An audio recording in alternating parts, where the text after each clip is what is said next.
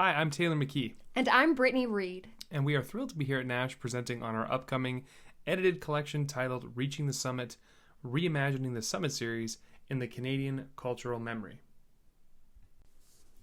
The year 2022 marks the upcoming 50th anniversary of the 1972 Summit Series. This hockey series, played by Canada and the former Soviet Union, has become the subject of Canadian cultural myth-making since Paul Henderson's winning goal for Canada during Game 8. In Home Game, Hockey and Life in Canada from 1989, Ken Dryden and Roy McGregor identified the Summit Series as a uniquely Canadian memory and marked 1972 as a coming of age for Canada as a nation. There have been oceans of ink spilled on the Summit Series in the intervening 50 years since its completion. We sought to create a collection that looked at the Summit Series differently, that maybe analyzed it from perspectives that had not been considered yet, but not also forgetting the cultural context in which the Summit Series was created in. Many of those who've written about the Summit Series in years past are actually NASSH members, NASSH attendees. They might even be at this conference, and some of the contributors to our upcoming collection are indeed at this conference as well. We're extremely excited about being able to work in this space as the Summit Series garners a lot of attention. There's an upcoming CBC documentary, and this fall I think we're both anticipating a lot of media attention paid to the 50th anniversary festivities. So we wanted to distinguish ourselves in this collection to look and feel differently from the countless other accounts of the Summit Series and what likely will be even more coming this fall. Now, over 30 years since Dryden and McGregor observed its significance, the Summit Series has continued to pervade broader sporting and cultural discourse in Canada. Despite the fact that younger generations today experience the series as a received cultural inheritance, efforts to memorialize it continue to appear in many forms. For example, filmic treatments such as Summit on Ice from 1996, and as a brief aside, I owned on a VHS and wore out many times when I was a kid, or Cold War on Ice, Summit Series 72 from 2012, attempted to visually recreate the series' material realities.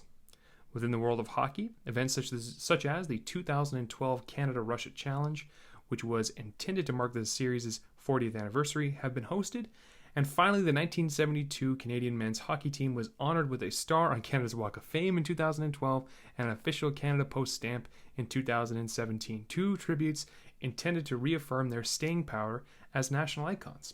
And these are only just a few examples we could have cited from the numerous tributes, documentaries, TV specials, then some, as we just mentioned, we're going to be coming again this fall, that have been given to this team. This team holds an extremely large place in the cultural sporting memory of Canadians. There's a heritage moment devoted to the 1972 Summit Series that you'd watch between commercials on CBC when you were a kid, or now I guess on YouTube ads, as heritage moments now live on that way. This series carries this weight, this enormous cultural memory, and those who weren't alive for it, or those who are new to the country, or those who've merely only heard of the event from their parents, remember this event differently. Certainly they have no live memories of watching it, but the way in which they've interpreted the events and what these things are supposed to mean are received through mediated events and mediated experiences like the ones that we are looking at on this slide. So again, our collection here is aiming to analyze the way in which the series has been received, memorialized, and mediated through popular culture. As Dryden and McGregor asserted in 1989, when it comes to the Summit Series, the specifics of memory do not deliver the resonance of the feeling that lingers. However, the Summit Series has continued to occupy a seemingly heightened role in the Canadian cultural consciousness despite its relative temporal distance now 50 years later. I think that's a perfect quote that demonstrates what we are trying to examine in our collection here. The specifics of memory do not deliver the resonance of the feeling that lingers. And as sports fans, or if you've experienced a memory of watching a sporting event when you were younger, you will remember how you felt about that event, the way you felt when you saw it, the way that the event made you feel about yourself, about your community, about your country, what have you. Those might not always be great feelings, by the way, as we will talk about in our collection as well. But the specificity, what actually occurred, what the actual cultural contexts were surrounding the event, those things can start to get a little fuzzy, and we can start to adopt cultural mythology rather than actual context when it comes to a lot of these events. This is no different in sports, and in fact, sometimes in sports this is heightened. And we both believe that the Summit Series might be a great place to do an examination of this exact issue. So again, the specifics of memory do not deliver the resonance of the feeling that lingers. We wanted to use that as a quote that helps guide our analysis of the way the Summit Series was played and remembered and interpreted through media and scholarship in the intervening 50 years. So, as Taylor previously noted there, we perceived a real challenge and opportunity when it came to how we could demonstrate not just the Summit Series in practice and in its original context, but in effect, how it continues to culturally reverberate in Canadian sport history, and indeed in global sporting history as well, as we extend our view to account for the USSR and other associated perspectives. So what do we do? What do you do if you're writing about something that has been talked about in so many different ways? Well, as sport historians, and of course this is something that everyone here in attendance can relate to, there is the implicit challenge of how do you tell well-known stories in a way that feels fresh, new, and relevant to your present circumstances. We thus turn to the notion of bricolage as the idea that we could have for our methodology in this collection. Bricolage, then, is here employed as a sport history methodology. If it's a term you're not familiar with, or to revitalize it in this present context, bricolage is defined by Claude Lévi-Strauss as the process by which societies construct language and myth. So, of course, in the context of the preceding slides, you can see why bricolage is an approach that really did feel germane to us. It is all about collective constructions of myth and mythology. Here we see in this continuation from Derrida, bricolage therefore constitutes, quote, the activity of borrowing from one's own textual heritage, whatever is needed to produce new and different texts, with an emphasis on intertextual borrowing for the purpose of textual construction, end quote. So what we have there from Derrida and Lévi-Strauss is this notion of bricolage, this assemblage of disparate parts that we bring together to create new meanings, or, in a much larger sense, to understand and break down how cultures create their own unique mythologies. Well, this is perfect, we imagine, for the Summit Series because, as we previously noted, the Summit Series has its own material historical realities, yes. And indeed, those have been well documented through different forms of scholarship, different forms of artistic representation, and indeed, very thoughtful and methodical archiving. However, what has not necessarily been fully accounted for, because it is always intrinsically a work in progress, is the notion of what the Summit Series means as it transposes and transforms through individual and collective memory. So, bricolage is this idea of accounting for the fact that we have an event, that we have a defining moment, but it changes, it evolves, and it contributes in various ways to the shared and individual perceptions of a society.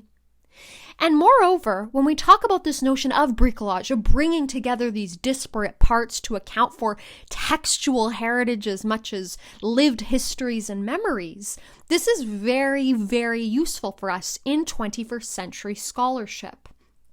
Here, and this is particularly useful for modern sport history, bricolage has evolved into an important methodology that in fact has the potential to recover lost narratives, better facilitate interdisciplinary or multimodal research, and to produce fundamentally innovative research that is open to a greater plurality of viewpoints.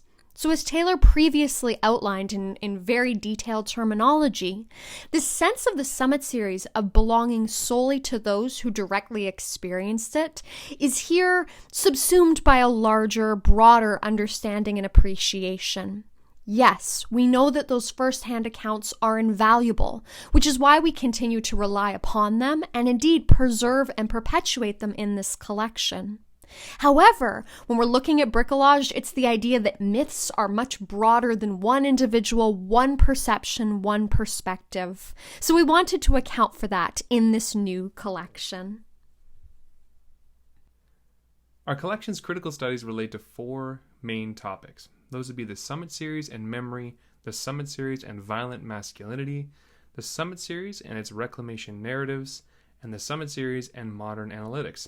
And as you can tell from just these topics alone, the contributions from scholars are from scholars with many different backgrounds, from different trainings, very different ages. Some are established sport historians, of which they are actually, I believe, at this very conference. Some of them are early career researchers that are just getting their career started. Some of them publish regularly on different topics and are across North America. So we're extremely excited to get to share these contributions with you, and it fits with our critical approach described by Brittany in terms of bricolage and explaining the sort of multivalent approach we have to telling the story of the Summit Series now 50 years later.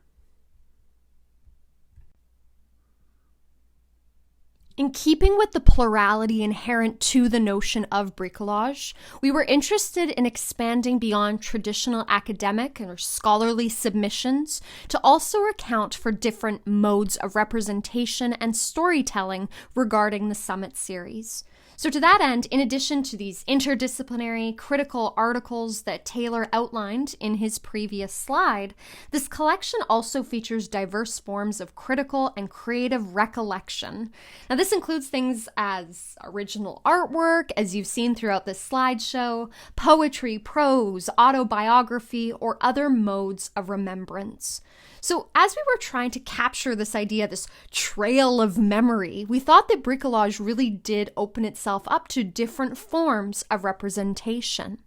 It's one thing to have a collection about the Summit Series that is strictly academic studies, and indeed, many exceptional collections have been previously created following that template. But we can't necessarily reinvent the wheel by trying to do what they've done when they've done it so well in the past. Instead, we wanted to account for a collage of both critical and creative viewpoints on the evolving legacy of this so-termed series of the century. So as we're looking to collect and curate and represent these different perspectives, we wanted to do so not only using the traditional modes of scholarly representation and study, but also what we consider to be alternative modes of creative expression as well.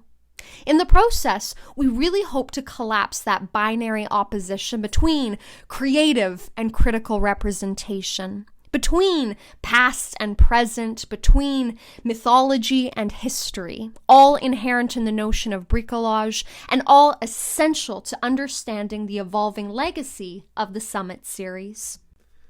We also wanted this collection to look different and read differently than other collections about the Summit Series as well. For that reason, we have alternate modes of study here about the Summit Series in our collection, including poetry, visual art, and personal reflection. So when you read this collection about the Summit Series, every now and again there'll be a work of art, there'll be a poem, there will be a personal reflection from someone who was not alive during the series itself, interspersed with the critical contributions we have from scholars also in the collection as well. Brittany and I are both editors at the Journal of Emerging Sports Studies. We want to tell you a little bit about how this collection is going to be released, which will be in the early fall of this year, coinciding with the 50th anniversary of the series itself. It's going to be printed through the open access publishing wing titled Jess Press. The Journal of Emerging Sports Studies is committed to delivering open access scholarship without barriers to authors, and this publishing imprint is our next endeavor towards that end. We are extremely excited to share this collection with all of you, and we want to thank all of you for your time here at NASSH.